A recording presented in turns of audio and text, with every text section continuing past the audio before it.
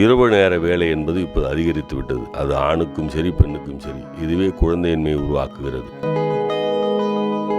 இரவு வேலை செய்பவர்கள் கண்டிப்பாக பகலில் 8 மணி நேரம் தூங்க வேண்டும்.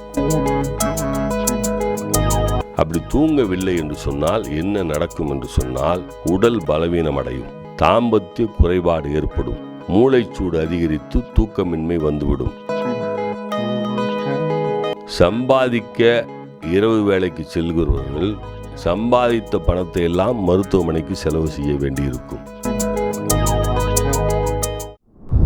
வணக்கம், நான் உங்கள் அல்மா சித்தா வேலாயுதம் பேசுகிறேன். காலம் மாறி போய்விட்டது. இரவு நேர வேலை என்பது இப்போது அதிகரித்து விட்டது. அது ஆணுக்கும் சரி பெண்ணுக்கும் சரி. இதுவே குழந்தையின்மையை உருவாக்குகிறது. சரியாக மாதவிடாய் 12 நாளிலிருந்து 22 நாள் வரைக்கும் ஒரு 4 முறை தாம்பத்தியம் இருந்தால்தான் குழந்தை பிறக்கும். இது அறிவியல் உண்மை.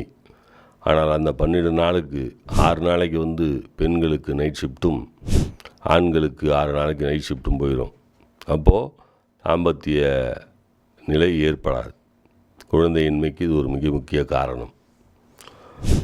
இரவு வேலை செய்பவர்கள் கண்டிப்பாக பகலில் 8 மணி நேரம் தூங்க வேண்டும்.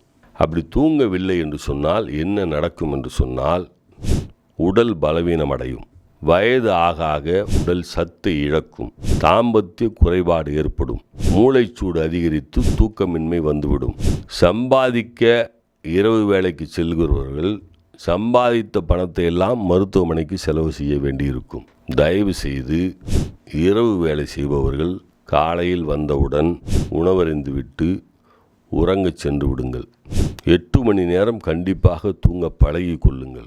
அப்படி பழகவில்லை என்று சொன்னால் நிச்சயமாக நீங்கள் நோய்வாய்ப்படுவீர்கள். முதலில் உங்களுடைய செரிமான பிரச்சனை ஏற்படும், மலச்சிக்கல் ஏற்படும், கண் பார்வை குறைபாடு ஏற்படும், மூளைச்சூடு ஏற்படும், உயர் இரத்த அழுத்தம் ஏற்படும். இதெல்லாம் ஏற்படும் என்று சொல்கிறேன். ஏற்படாமல் இருப்பதற்கு நீங்கள் இரவு நேர வேலை செய்பவர்கள் பகலில் 8 மணி நேரம் கண்டிப்பாக தூங்க வேண்டும். அலைபேசியை அணைத்து விட்டு தூங்குங்கள். அப்படி தூங்கினால் மட்டும்தான் உங்கள் வாழ்க்கை சிறக்கும். நன்றி, வணக்கம்.